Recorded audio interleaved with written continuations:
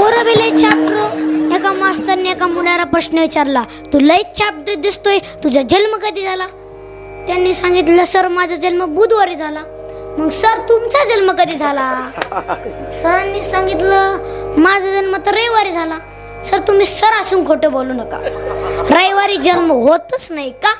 रविवारी तर सुट्टी असती. आता जन्मात सुट्टीचं काय आहे का? सर म्हणले, चुप बस, तुला बेल्टच काढून मारेल.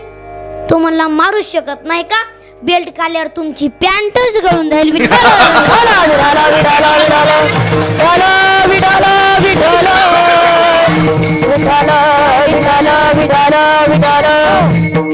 एक म्हणलं, महाराज तुम्ही कीर्तन करताना माझ्या प्रश्नाचं उत्तर द्या.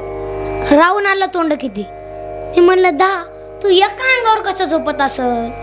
मी म्हणलं, मला नाही माहित, ते मारुतीला विचारायला लागलं. आता तो पट्ट्या लंकेत गेलता ना, आपण दुसऱ्याच्या गावात जाऊन चुप बसतो, गाव दुसऱ्याचे झपकतील. हे गावात तिथल्या मालकाची दाढी जाळली. दाढीच नाही जाळली, मिस सुद्धा जाळल्या. सोन्याची लंका होती, सोन्याची लंका सुद्धा जाळली. एवढी ताकद होती. एवढी ताकद का? अंजनीच्या तपासाठी अंजनी माताने तप करत बसलो होतो. तेव्हा जगाचा बाप महादेवाने प्रसन्न झाले. अंजनी माता, काय पाहिजे तुम्हाला? मला फक्त एकच पाहिजे, मला पुत्र पाहिजे.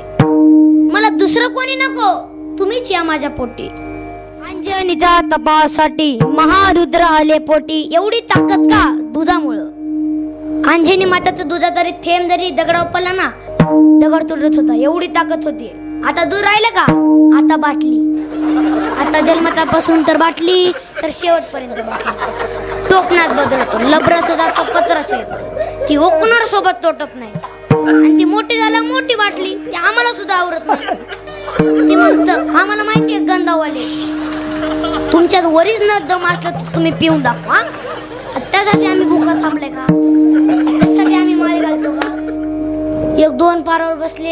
एक म्हणला, दारू पिल्यानं खोकला जातो का? दुसरा म्हणला, नक्की जाणार का?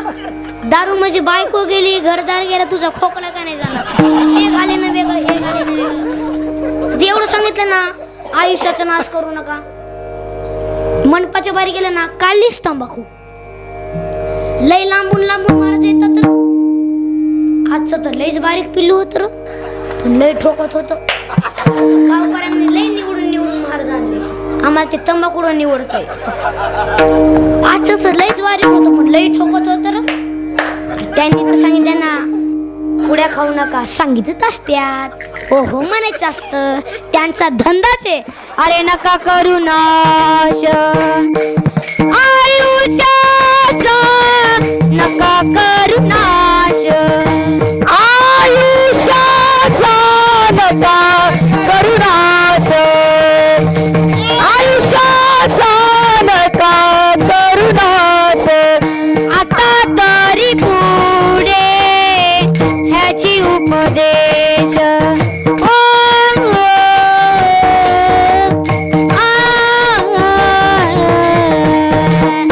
आता तरी पुढे ह्याची उपदेश.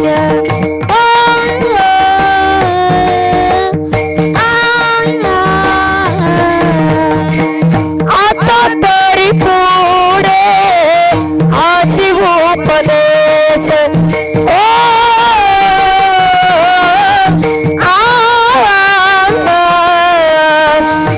नका करू नाश, नका करू नाश आयुष्याचा.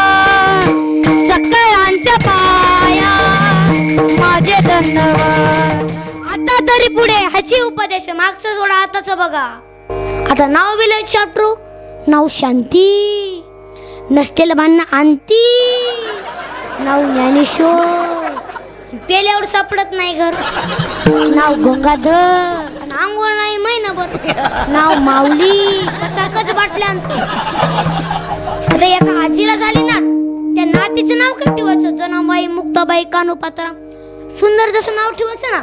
म्हातारी बघायची टीव्ही, नाव काय ठेवलं? पप्पी. आता पप्पी कुठं नाव असतं का? आता पप्पी आजी मागे समाधी सोडायला कुठं? आळंदीला. तिथं लाखो वारकरी. सर्व सुखाची लहरी ज्ञानाबाई अलंकापुरी. नातनाजी दर्शन झालं, एसटी मध्ये बसले, पण एसटी मध्ये बसायलाच जागा नव्हती. दिवस मावळला, रात्र झाली, पण त्यांना काय बसायला जागा भेटली नाही. पण रात्री 6 वाजता ती एसटीच्या खाली कंडक्टर उतरला. आजी माय काठी टेकत त्या कंडक्टर पैसे गेली. कंडक्टर, दिवस मावळला, रात्र झाली, पण मला काय बसायला जागा भेटली नाही. तू मला नको घेऊ, पण माझी पप्पी घे.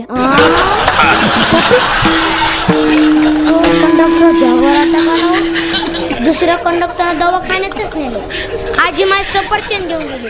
या काय झोपायची वेळ, आता तरी माझी पप्पी घे. तुमचं म्हणणं तरी काय होतं? माझ्या नातीचं नाव आहे पप्पी, तिला एसटी मध्ये बसून घ्या असं माझं म्हणणं होतं. पहिले सांगायचं ना, 2 लागे ना सोया खुपसायला. नाव चांगला असू द्या, नाव ज्ञानेश्वर आणि ताकद ज्ञानेश्वर ज्ञानेश्वर ज्ञानेश्वर ज्ञानेश्वर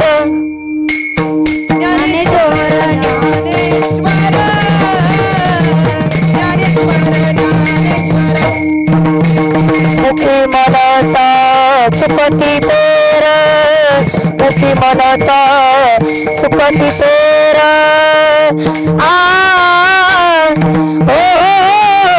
चला आळंदीला जाऊ, चला आळंदीला जाऊ.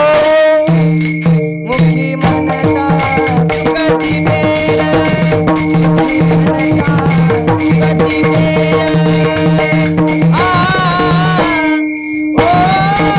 चला आळंदीला जाऊ, चला आळंदीला जाऊ. हे ज्ञानेश्वर ज्ञानेश्वर मुखी म्हणता सुखते पेर, मुखी म्हणता सुखते पेर, मुखी म्हणता सुखते पेर.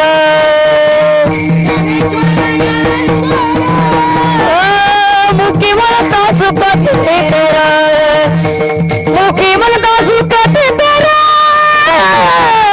मुखी म्हणता सुखते पेर, सुखते पेर.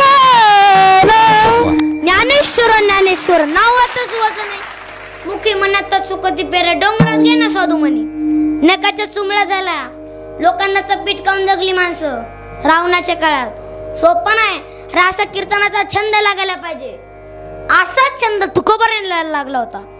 झोपीत सुद्धा नाम चिंतन करायचे, स्वप्नात सुद्धा नाम चिंतन करायचे, असा छंद लागायला पाहिजे. म्हणून